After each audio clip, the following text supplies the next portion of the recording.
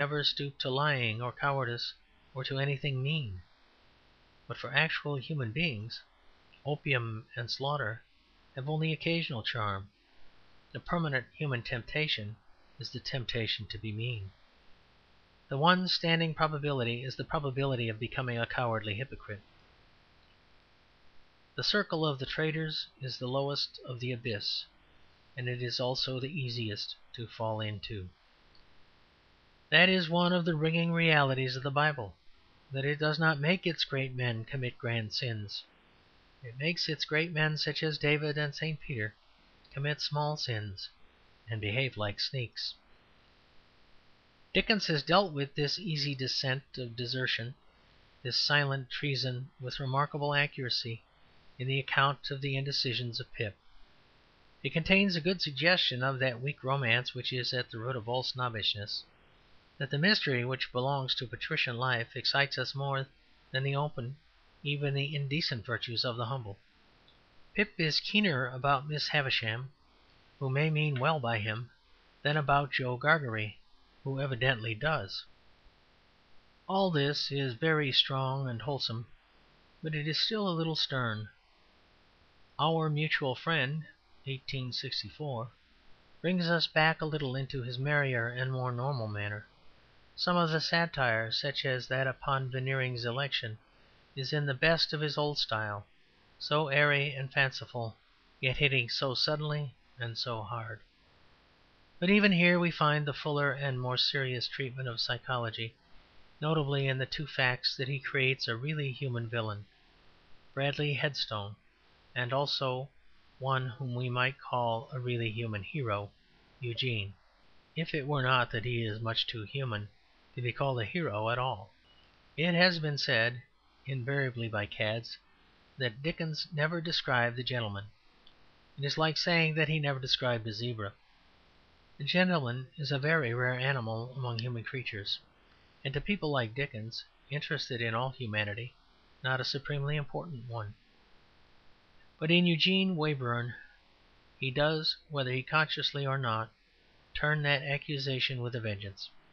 For he not only describes a gentleman, but describes the inner weaknesses and peril that belong to a gentleman, the devil that is always rending the entrails of an idle and agreeable man.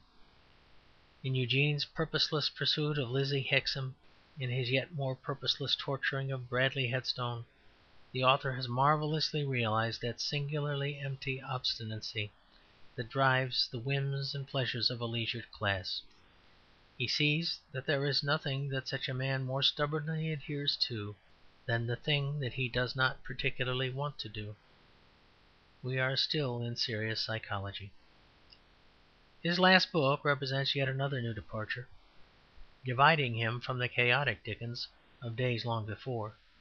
His last book is not merely an attempt to improve his power of construction in a story. It is an attempt to rely entirely on that power of construction.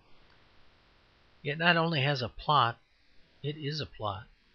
The Mystery of Edwin Drood, 1870, was in such a sense, perhaps, the most ambitious book that Dickens ever attempted.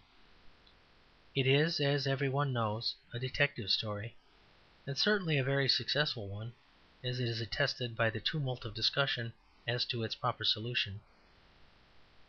In this, quite apart from its unfinished state, it stands, I think, alone among the author's works. Elsewhere, if he introduced a mystery, he seldom took the trouble to make it very mysterious. Bleak House is finished, but if it were only half finished, I think any one would guess that Lady Dedlock and Nemo had sinned in the past. Edwin Drood is not finished, for in the very middle of it Dickens died.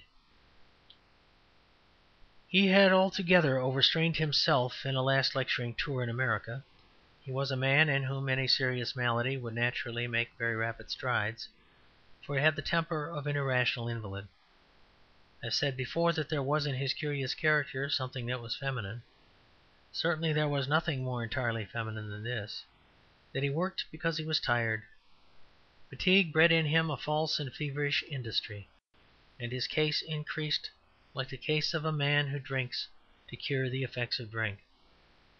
He died in 1870, and the whole nation mourned him, as no public man has ever been mourned, for prime ministers and princes were private persons compared with Dickens.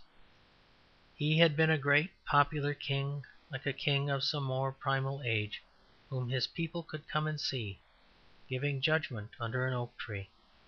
He had, in essence, held great audiences of millions, and made proclamations to more than one of the nations of the earth. His obvious omnipresence in every part of public life was like the omnipresence of the sovereign. His secret omnipresence in every house and hut of private life was more like the omnipresence of a deity.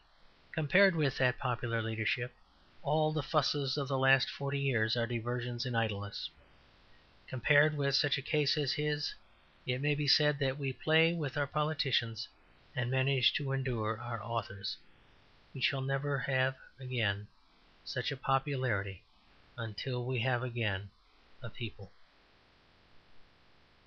He left behind him this almost sombre fragment, the mystery of Edwin Drood. As one turns it over, the tragic element of its truncation mingles somewhat with an element of tragedy in the thing itself.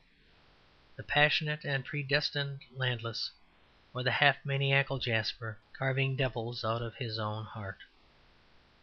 The workmanship of it is very fine. The right hand has not only lost, but is still gaining its cunning. But as we turn the now enigmatic pages, the thought creeps into us again which I have suggested earlier, and which is never far off the mind of a true lover of Dickens. Had he lost or gained by the growth of this technique and probability in his later work? His later characters were more like men, but were not his earlier characters more like immortals? He has become able to perform a social scene so that it is possible at any rate. But where is that Dickens who once performed the impossible? Where is that young poet who created such majors and architects as nature will never dare to create? Dickens learned to describe daily life as Thackeray and Jane Austen could describe it. But Thackeray could not have thought such a thought as Crumless, and it is painful to think of Miss Austen attempting to imagine Mantalini. After all, we feel there are many able novelists, but there is only one Dickens, and whither has he fled? He was alive to the end, and in this last dark and secretive story of Edwin Drood he makes one splendid and staggering appearance, like a magician saying farewell to mankind. In the centre of this otherwise reasonable and rather melancholy book, this grey story of a good clergyman and the quiet Cloisterham towers, Dickens has calmly inserted one entirely delightful and entirely insane passage. I mean the frantic and inconceivable epithet of Mrs. Sapsea, that which describes her as the reverential wife of Thomas Sapsea, speaks of her consistency in looking up to him, and ends with the words spaced out so admirably on the tombstone: "Stranger, pause, and ask thyself this question: Canst thou do likewise? If not, with a blush retire." Not the wildest tale in Pickwick contains such an impossibility as that. Dickens dare scarcely have introduced it, even as one of Jingle's lies. In no human churchyard will you find that invaluable tombstone. Indeed, you could scarcely find it in any world where there are churchyards.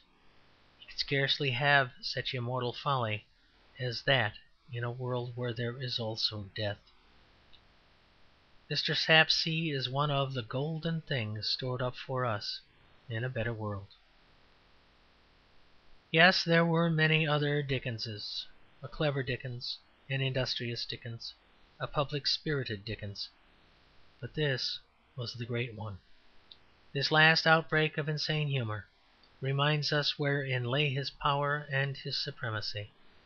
The praise of such beatific buffoonery should be the final praise, the ultimate word in his honour. The wild epithet of Mrs. Sapsea should be the serious epithet of Dickens. End of chapter 9. later life and work.